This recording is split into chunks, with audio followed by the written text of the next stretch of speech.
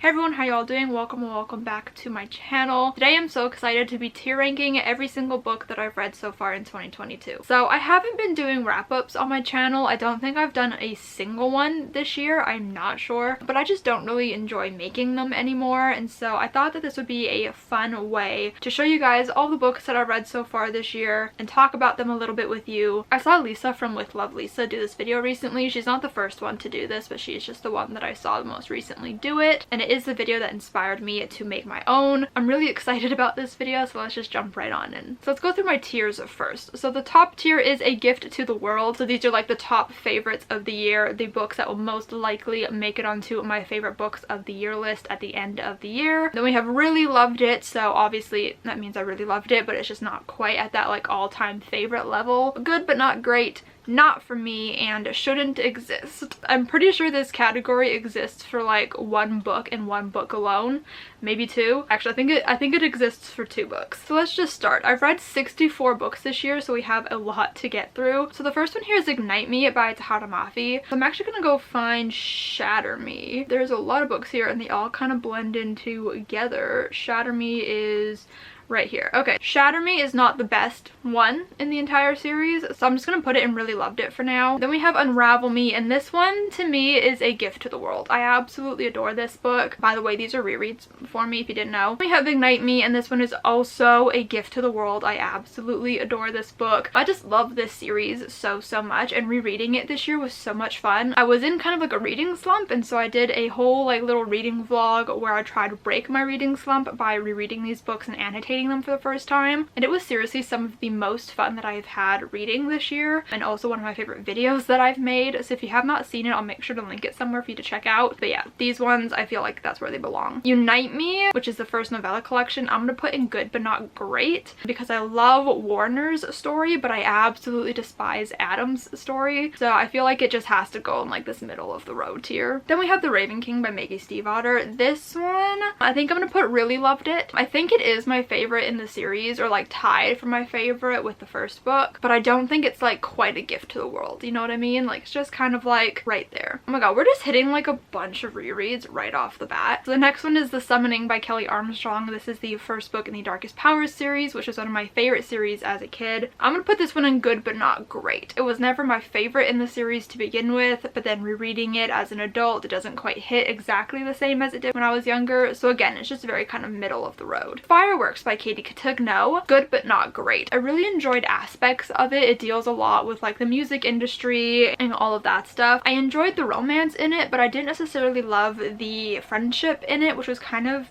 primarily the main focus, and I also didn't necessarily love the way it was resolved. And then there was a whole thing with an eating disorder as well that I just don't know if I felt like it was handled that well. I don't know, it just wasn't my favorite, but it was still good. I still enjoyed myself. I think I read it in a sitting, or at least within a day, so it wasn't like awful. Fame, Fate, and the First Kiss by Casey West. I think also immediately in good but not great. I listened to this one kind of on a whim because I was doing my bullet journal and I didn't really have another audiobook to listen to, so I just went for this one because it was available. And I do like some Casey West books, so I thought I'd give it a chance. Again, I deals with like the entertainment industry. Our main character is an actor, and then she ends up getting a tutor and falling in love with him, and it was cute. I did enjoy it, but again, just not, it doesn't belong up here. It was just very, again, middle of the road. I feel like a lot of these books unfortunately are gonna end up in that middle of the road tier, which kind of breaks my heart, but it is what it is. I'll Be There For You, The One About Friends by Kelsey Miller. This is another reread for me. I'm gonna put this in a gift to the world. I really enjoy this book. It's basically just all about the phenomenon of Friends and why it's so popular, and it kind of delves into the backstory of the show and how it was created, how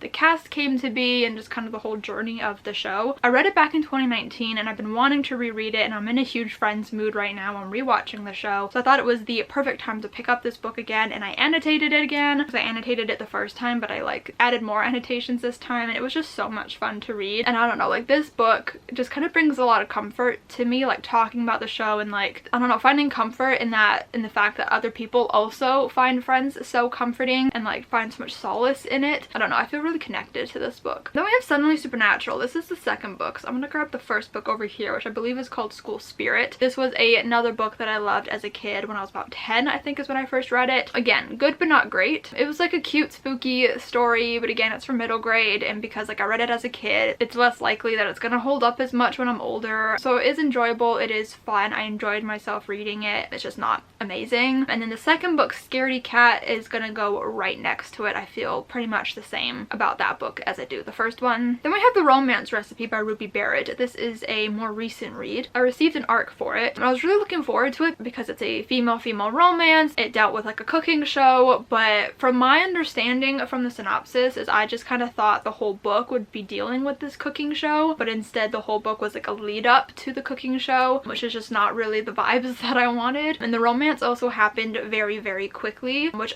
I'm not always a fan of. I like slow burn romances, and so when they kind of happen within like the first 20 pages, I'm kind of like, what now? Like, there's just, it's not as exciting for me. So this one fell a little flat for me, so I'm struggling between putting it in not for me and good but not great, because like I did like aspects of it, but I didn't okay, I don't know. Looking at the other books in good but not great, I just don't think it belongs. So for now I'm gonna put it in not for me. Depending what else I will possibly put in this category, I might bump it up. Okay, and then we have City of Glass by Cassandra Clare. This is a reread for me as well. A lot of these are rereads. I'm low-key participating in a Shadowhunter read-along that Lisa is hosting with a couple of other people, and I'm only kind of reading the Mortal Instruments books because those are the only ones that I feel like rereading right now. And so I started with City of Glass because I read the last two over the last couple of years, I think. I honestly don't even know. This one, it has its issues, so I'm gonna put it in good but not great. I mean, it deals a lot with Jace and Clary, where they think they're siblings but they're not actually siblings. There's a lot of iffy things that go down with that. It has that really cringy line from Jace where he's basically saying that he should be like protecting Clary from people who want to do things that he wants to do to her, which is just all sorts of weirdness. Like, the first half of this series is just not great. But while we're here, I'm gonna pull up City of Fallen Angels, and this one's also good but not great. It very much so feels like the middle book, the kind of one that just like bridges things. And also Simon does some very questionable things in this book. Jace is kind of being a butthead in this book. So there's just all sorts of things going on that just aren't my favorite. A Heart So Fierce and Broken by Bridget Kemmerer. I'm gonna put this one in not for me. Oh my god, that still hurts all these months later. I absolutely adore the first book, A Curse So Dark and Lonely. I loved the Beauty and the Beast retelling aspect. I loved the characters. I just loved the vibes, the writing. And then we get to the second book, and I tried physically reading it a couple of times, couldn't do it, so I changed to the audiobook, and finally I was able to get through it. We get different point of views in this book than we did in the first one, and I did not enjoy them as much. And then Harper, who was the main character in A Curse So Dark and Lonely, was like not really present in this book. She had maybe like one point of view, and it was not great. Like, she felt like a completely different character to me. Just like everything that I had loved about her from book one was like stripped away from her. She was kind of just like blindly following the love interest from the first book. Did not like that. And then also the love interest, Ren, from the first book, just completely again was a different character in this one and was like a complete ass. So that book was just not my favorite, and I'm like really dreading reading the final book because I'm scared I'm also not gonna like it. Yeah, so not for me. Okay, so we have Goldie Vance, and I don't know which volumes are what on here, but they're all pretty much the same for me. So I'm gonna put them all in good but not great. These are comics, and they are like about this girl who works in a hotel, and she wants to be a detective, so she ends up helping out the like hotel's detective, and it's like set in the 60s. I think. And it was enjoyable. I'm just not typically a comic kind of person unless it's Archie comics, so they're just good, but they're not like amazing, and I probably won't reread them. I mean, I enjoyed them a little bit, which is why they're in this category and not in the not for me category, because I did find parts of them enjoyable. And I also read them all in a singular day, like back to back, and so by the end of it I was kind of really tired of it. But I did enjoy like the first volume, which I think is this one. Pippi Longstocking by Astrid Lindgren. This is another reread for me. I was reading it to do a Capturing Classics video. Unfortunately, I did not enjoy the book enough to want to watch the movie again and like finish making that video, so it's never gonna see the light of day. So I'm struggling between good but not great and not for me, because there's still aspects of it that I like. I still like Pippi as a character. The book just for some reason didn't hit the same for me as it did when I was a kid, because it was like a huge comfort read for me as a child. So I think I have to put it in good but not great, because if I don't, I think I'm gonna cry. So not to be dramatic or anything, but I think it's gonna go in good but not great. great. Then we have To All the Boys I've Loved Before, which is another reread for me. So I'm gonna put this one in A Gift to the World because I freaking love this book. Might as well do the rest of the series while we're here. We have P.S. I Still Love You, which I'm gonna put in Really Loved It because it's not my favorite in the series. And then Always and Forever Laura Jean. I'm struggling between A Gift to the World and Really Loved It. I know there's like a general consensus with fans that it's like not the best one in the series, but I personally really enjoy it. I'm gonna put it in Really Loved It just because I don't think it necessarily compares to that first book. We need to find some new books to put in this top tier because right now it's only rereads. Same with the second tier, so we need to find some new reads in here somewhere. Anne of Ingleside by Ellen Montgomery shouldn't exist. I love Anne of Green Gables, do not get me wrong, but I love the first 3 books, and then all the books after that just kind of don't hit the same. And this one in particular, it took me a really long time to read. Like, I think I've been reading this one since like last May, and like the whole description on the back of the book talks about how Anne feels like Gilbert doesn't love her anymore, and I was like, great, this seems like it's gonna be like a great story with some like interesting stuff, more Gilbert and Anne content, because in the later books we don't see as much of Gilbert especially, but also not really any of Anne. It focuses more on like her children and stuff and like the family. So I was really excited for this book, being like, yay, more Gilbert and Anne, because that's what I love about these books. But no, that whole plot line of Gilbert not loving her anymore, or her thinking that Gilbert doesn't love her anymore, is literally in the last 20 pages, and it was resolved really quickly, and it was just kind of like silly, and I don't even remember what happens in the rest of the book. But then we have the Indigo Spells. So this is the 3rd Bloodlines book, so I think we should go in order here. We have Bloodlines. I love this series. It's the spin-off to the Vampire Academy series. Is it in A Gift to the World? Ooh, I don't know. Maybe? Maybe. Oh, this one's tough. Yeah, why not? Why not? We got the Golden Lily, which is also one of my favorites, and the Indigo Spell, also one of my favorites. Do they all just belong in the same tier? Yeah, why not? This is my tier list. That feels good enough to me. But yeah, I'm currently in the middle of a series reread. I have yet to reread the last 2 books, but I'm sure that I will do that soon. Now we have It Goes Like This by Miel Moreland. I'm gonna put this one in Really Loved It because I did really love it, but it's not quite like a favorite level, and I think it's because it was told in 3rd person present tense, which is like my least favorite tense to read in. Just for some reason, present tense when it's paired with 3rd person just doesn't work for me. So it did take me a while to like get into it and like ignore the writing style, and then every time I had to stop and start again, it was kind of jarring. But I did really enjoy the actual story in this book and the characters. It's all about this band who broke up, and then like this tragedy, I think, if I'm not mistaken, hits their hometown, and so they come together to do this like one last like charity event. I don't know, it's really fun. It reminded me a lot of One Direction and like how much I wish One Direction would do a reunion event. And then it also had a female-female romance that was second chance romance, which I really loved. There's a non-binary character, which had a lot of great conversation surrounding it since the band was originally marketed as a girl band. I really enjoyed it. I think there was just something about that the tense it was told that just brings it down a peg for me. Oh, and then we have The Chance to Fly. I love this book. It's 100% a gift to the world. This is one of my favorite middle grades that I have ever read. I read it back for middle grade in May. I talked about it in one of my reading vlogs for that month, but oh my goodness, this book, oh my god, middle grade, musical theater, disabled main character. It was just so good. Like first crushes, friendship. I loved this book. It was like absolutely everything that I had wanted and more from it, because I was really like looking forward to reading it for a long time. I just never got my hands on it. But oh my goodness, this book is just everything that I want in a middle grade book. And if I were to ever write a middle grade book, which I would like to, I would like it to have all the feelings and vibes of this one. It was so good. Then we have Ophelia After All by Raquel Marie. This one I'm gonna put in Really Loved It. It's just this really good contemporary story, coming of age. I think Rocky actually talked about it as being coming out of age or something like that, because our main character is dealing with their sexuality and like coming to terms with it and kind of discovering themselves a bit. I loved our main character Ophelia. She was like all into rose gardening, which was really fun. I don't know, I just really enjoyed that like hobby of hers. I love when characters have fun hobbies. Also loved all of her friends. It was just like a really lovely story to read about. Then we have Witchlinks by Clare Ortega. I'm gonna put in good but not great because I talked about this in my reading vlog when I was reading this book in middle grade May. I think it was my reading experience itself that dampened my love for this book or my enjoyment for this book, because I decided to read it all in one sitting with Alyssa on a video call, and we were already tired to begin with, and so sitting there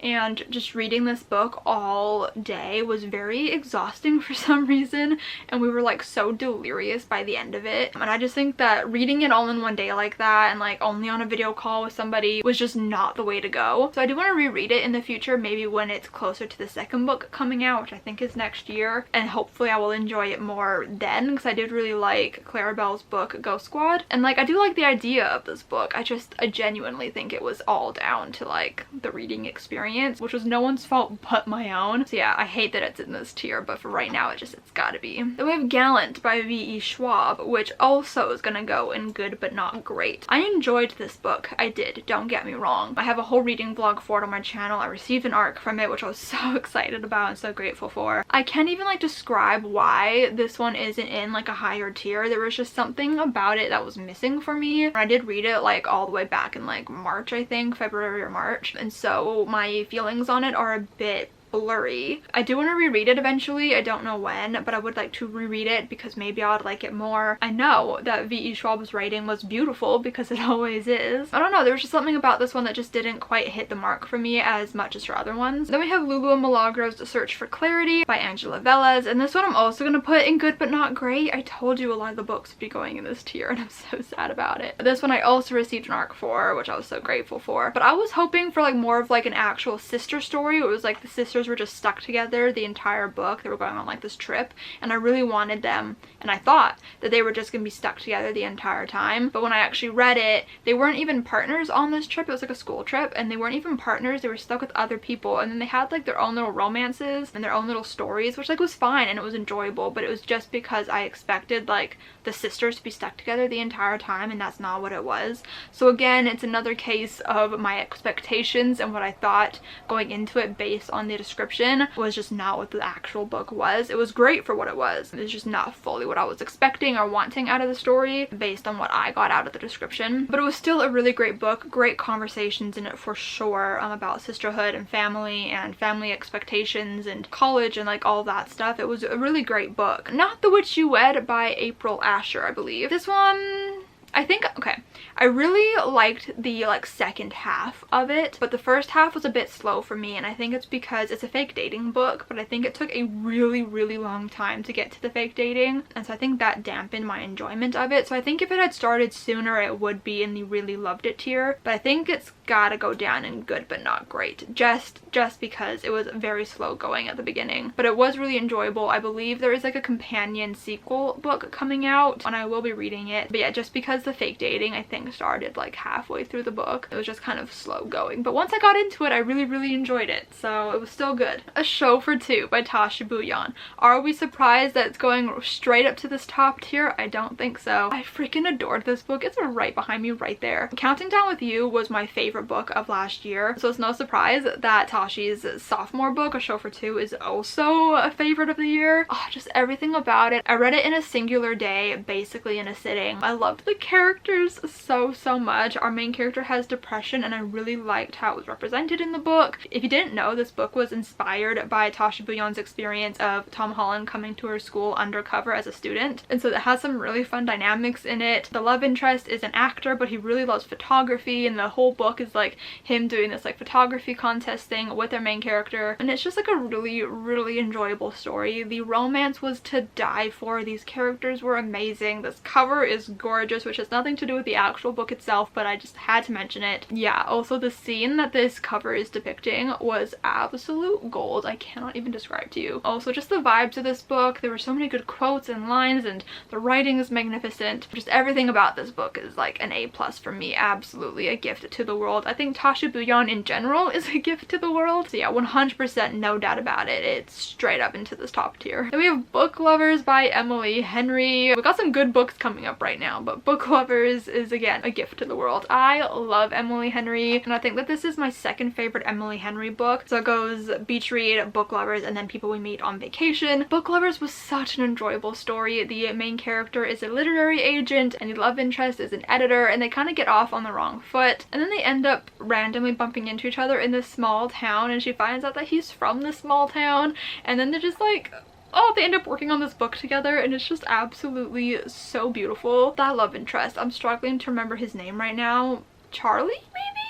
Charlie? I think so. I don't know. Oh, and Nora is the main character's name. I just love them so much. Like Charlie, if that is his name, I think it is everything that I would ever want in a love interest. Absolutely adored this book. The vibes were just immaculate. Absolutely amazing. I did vlog me reading this book recently if you want to go check it out, but I love that book so much. Then we have You, Me, and Our Heartstrings by Melissa C. This book just came out, so if you have not yet picked it up, go ahead and do that. But I received an art of this book, so I read this a few months ago, and I really loved this book. Like, this book is so freaking adorable. Like, you have no idea. I'm gonna put it in a gift to the world because it was just so adorable. If you were looking for like a really soft and pure romance, this is a book to pick up. If you're looking for disability rep, our main character Daisy has cerebral palsy, and then the love interest Noah, who's also main character, he has his own POV, he has anxiety, and the whole book really deals with like inspiration porn. So basically a video of them performing a song together goes viral because Daisy is a violinist and Noah plays the cello. So they perform together during a like winter concert or something, and a video of them goes viral, and so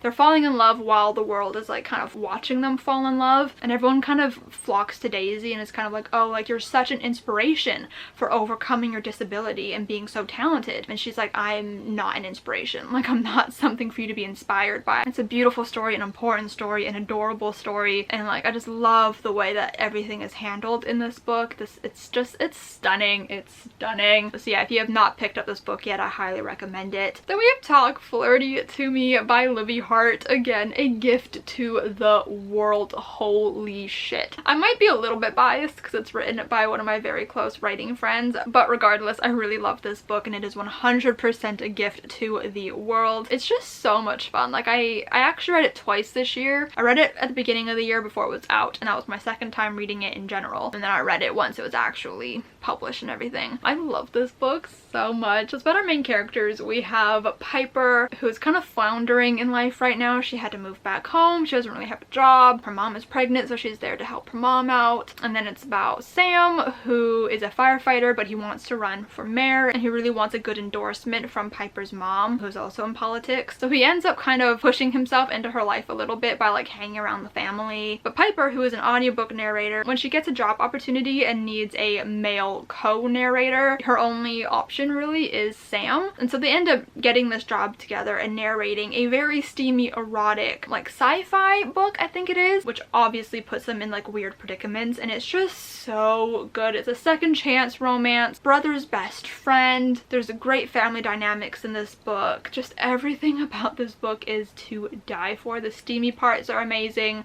The writing is so good. This book is so funny and just so cleverly written. It's dual POV, and both POVs are so distinct and so beautiful, and they both add so much to the story. Just everything about this book is absolute perfection, and I'm not going to apologize for how many times I've talked about it on my channel recently. I am obsessed with it. I also vlogged that in the same vlog as Book Lovers. Okay, then we have The Tea Dragon Society by Katie O'Neill, I believe. This one is not a favorite. I want to put this in not for me. I can see why everybody loves it. It's a very cute little story about tea dragons. It's very adorable. The art style is adorable. But again, like I mentioned earlier when talking about Goldie Vance, I'm just not like a comic-y type of person. It takes a lot for me to enjoy any sort of comic or graphic novel. So this one just did not quite hit the mark for me, unfortunately. I was really sad about it. Then we have Winnie the Pooh by A.A. Milne. This one I feel like has to go on good but not great. I kind of wish I had put like a middle tier between these two. I don't know what that would have been, but Winnie the Pooh, it was fine. I didn't realize that a lot of my favorite lines from Winnie the Pooh Pooh and like all my favorite like quotes had actually come from the Disney films and not the original source material. Did not realize that. It was still very cute. A lot of the Disney films were obviously inspired by these books. It was kind of fun to see it written in its original form, but it was just not exactly what I was wanting. I have the second book here at the House at Pooh corner as well, which I'm also going to put there. I think I did possibly enjoy Winnie the Pooh more than the House at Pooh corner. I can't quite remember, but they're both basically on the same wavelength for me. Then we have Rainbow Valley by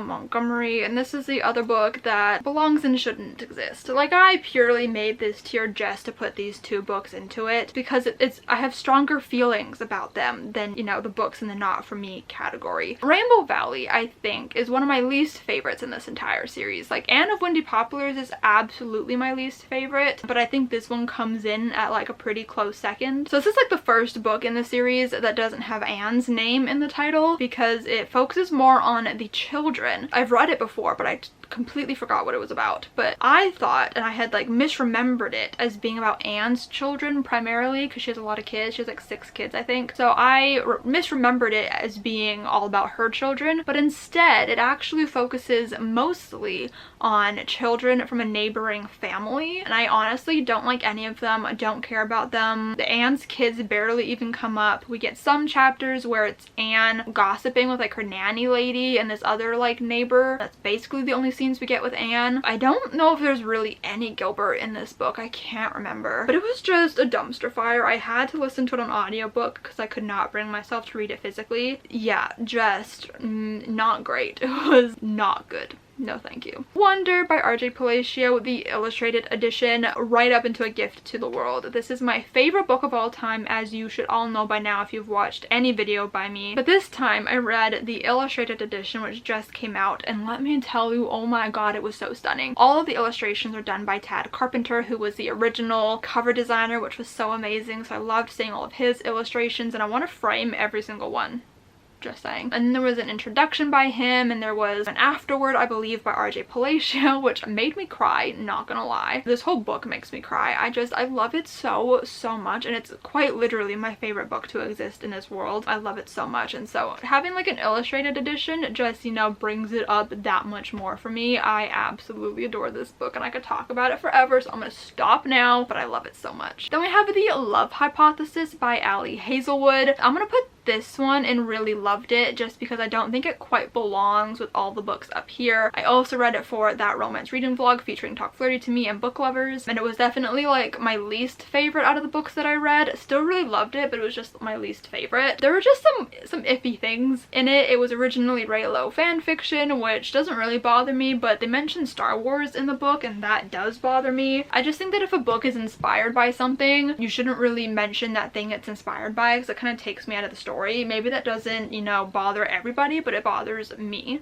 I'm the one, you know, judging this. And then some of the steamy scenes were just a little weird, a little unrealistic, a little odd. I talked about it in that reading vlog, but there are just some lines that just really take you out of the story. You just kind of have to laugh at a little bit. But overall, I really enjoyed it. I love the romance. It's fake dating, and I usually always love a good fake dating trope. It is my favorite. There was a lot to love in this book for sure. A lot of great lines, a lot of fun moments. Loved the love interest and the main character together. Their chemistry was amazing. It was a really fun book. Once Upon a Broken Heart by Stephanie Garber. Listened to this on audiobook at the beginning of the year, I believe, and I don't remember too much from it, honestly, but I remember really enjoying it. But looking at the other books in this tier, I don't think it quite belongs, so I'm gonna put it down here. It's a spin-off to the Caraval series by Stephanie Garber, which is another series that I also really enjoy. This one was just, I don't know, it was fun. I liked the world that these books take place in. I liked the characters. I liked the vibes of it. I am anticipating the sequel, which I can't remember what it's called, but I'm excited about it. I love the audiobook narrator. It's done by my favorite audiobook narrator, Rebecca Soler. So just great times all around. I just don't think it quite fits up in this tier, and it definitely is not a gift to the world for me. So Love You Forever by Robert Munsch. This is obviously a picture book. I'm gonna put it in good but not great. I bought this at Valley Village recently, and so I just decided to reread it. I love the concept of the story. It's very cute, very sweet. There's just one moment that's kind of creepy that I don't appreciate. It's just like, why? But the overall like story and meaning and idea behind it is very cute. Starfish by Lisa Phipps. This one's not for me. This was another one I did during middle grade May, listened to it on audiobook. It was a very, very short audiobook. I think it was like 3.5 hours or something. Loved the message behind the story and the themes in the story, but the actual like story itself and the way it was told was just not necessarily for me. It didn't give me exactly what I was wanting from it. The next book is Walt Disney, The Triumphs of the American Imagination, I think it's called. It's very small on here. I can't really see it, but I think that's what it's called. This is a biography on Walt Disney. This has been in like my list on my Overdrive app to listen to for a long time, and so I randomly decided to pick it up because I couldn't find anything else and it was available. It was long. It's like 33 hours long because I think it's like over 800 pages. It's a very, very dense listen for sure. It took me a long time to get through. I'm hemming and hawing between really loved it and good but not great, because I did really love learning more about Walt Disney, and I loved the way that the book told the story of his life and like went into some of the problematic things about him as well. But ooh, I don't know because there were parts about it that I didn't enjoy as well. Like I think it focused a bit on some things that I didn't quite care as much about. Like I wanted to learn more about some movies that he made and not others, and I wanted to learn more about Disneyland itself, and that's not what I got from it. There were just some things that I wasn't as interested in. I don't know, I think I'm gonna put it in good but not great. Like I said, I did really, really enjoy this audiobook. I loved learning more about Walt Disney, and again, like I said, the problematic things as well. Like the author did not shy away from talking about the problematic things about Walt Disney, but like I said, there were some parts that dragged on for a little bit too long, some things I didn't necessarily care about. It was also a 33-hour long audiobook, so that was also like a lot to take in, but I did like learning things about Disney since obviously I'm a huge like Disney fan, so it was very interesting. I did have a lot of discussions about it with my family as I was listening, being like, oh my god, like did you know this, like this happened. It did like spark a lot of conversations, and it did like make me think a lot, which was nice because it made me like engage with the actual text itself. Yeah, overall it was a very interesting read for sure. I think it could have been a bit shorter, you know, it did drag on a little bit. Then we have Stargazing by Jen Wang. This one I'm gonna put in good but not great. I did end up really enjoying this one. It was a graphic novel, so I wasn't like fully sure if I was gonna love it when I started it, but it pleasantly surprised me and I did actually enjoy it. I just like looking at the other books up here, it just doesn't seem to fit for me. It definitely kind of more aligns with how I feel about the books in here. Then we have We're All Wonders. This was my most recent read. This is the picture book for Wonder. Julia bought this for my birthday, so thank you so much, Julia, because I'm obsessed with it. Like just having it, amazing. Like I love collecting things from Wonder. This didn't actually like adapt the book into a picture book format, which was maybe a little bit of what I was expecting, but that's not what it was. It was kind of more just like about Augie talking about himself and like how he's not an ordinary kid, and then talking about, you know, the message behind like being kind and, you know, like being different is good and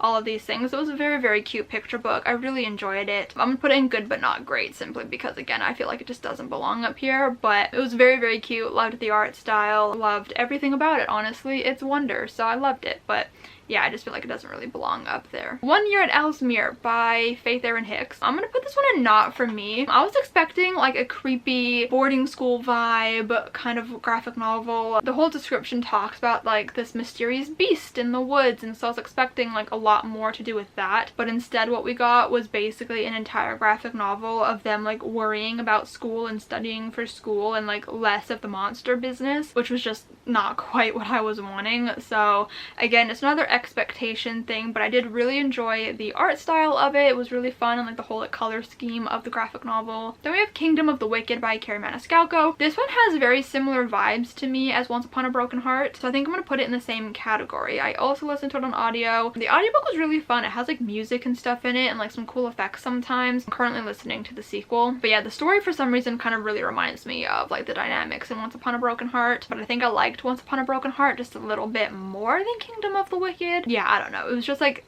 it was enjoyable, it was fun, but not like an absolute favorite or anything. Always Never Yours by Emily Wibberley and Austin Sigmund Baroka. This one's a gift to the world for me. I don't know, I really enjoy this book. This was a reread for me. It deals with high school theater. They're putting on a production of Romeo and Juliet. So I love their writing styles. They mesh together just so perfectly. I don't know, I just really love the whole vibes of this book. It's a lot of fun. Then we have Corduroy. I'm gonna put this in good but not great. I remember loving the TV show as a kid, and I just like don't remember if I ever read the book or not. But it was a cute little story. I really enjoyed it actually. I also read Corduroy's Christmas Surprise, which was also good. I think I liked it a little bit less than Corduroy, but it was still enjoyable. Corduroy is the original, you know, and it was a lot of fun. It was a very cute little picture book. Furthermore, by Tahara Mafi, this is another reread for me. I've reread far too many books. Like, I need to learn how to like read more new books than I do rereads. But anyways, furthermore, I'm gonna put, I don't know. I'm gonna put it in good but not great, just because it does feel a bit slow for me at times, but I love the world of it. It's very, very interesting. The characters are fun. The story is very whimsical and definitely reads kind of like a fairy tale, which is fun, but it's just not like an absolute favorite, and it's definitely not my favorite Tahara Mafi book, but it's still a lot of fun. Then we had the Summer I Turned Pretty series. These are the last books here. I did a whole reading vlog on this series recently, and I would really love if you would go check it out because I really loved that video. I actually read these twice this year, so I read it physically for that reading vlog, and then after I watched the show I decided to listen to the audiobooks because they did the audiobooks with the actors narrating them, so I wanted to see if I would enjoy the books a little bit more with the actors doing it because I really love the actors. I think they did a great job, and I would say that they did make me enjoy it a little bit more, but like not fully. The Summer I Turned Pretty I want to put in good but not great. I think my favorite for the series is either that or It's Not Summer Without You, for different reasons. I don't really know, like not a whole lot happens in this first one, or really in any of them, to be honest. We'll always have summer. I think I'm gonna put it in not for me because it is my least favorite in the series. Again, if I had like a little tier in between these two, I think it would go in that one because it does have some fun moments, some good vibes, but like just overall the actual book itself is just like not my favorite. Just for, you know, to differentiate how much more I enjoyed these two compared to this one, I'm gonna put them in different tiers. But yeah, this is my tier ranking of all 64 books that I've read so far this year. I don't think I want to move anything. I think I feel pretty satisfied with this list, although what I'm learning is I definitely need to read more new books instead of rereading things, and that a lot of the books that I read end up kind of middle of the road, which I kind of already knew and already hurt my soul very deeply, because obviously when you read books you want them all to be a gift to the world and new favorites, but that's just not always the reality. I hope you guys enjoyed this video. If you did, give it a huge thumbs up. Comment down below how many books you've read so far this year. What is your reading goal for the year as well? Like, let me know how many you've read in relation to what your reading goal is. I'd really love to know. Subscribe if you have not yet already, and I will see you guys next time. Bye!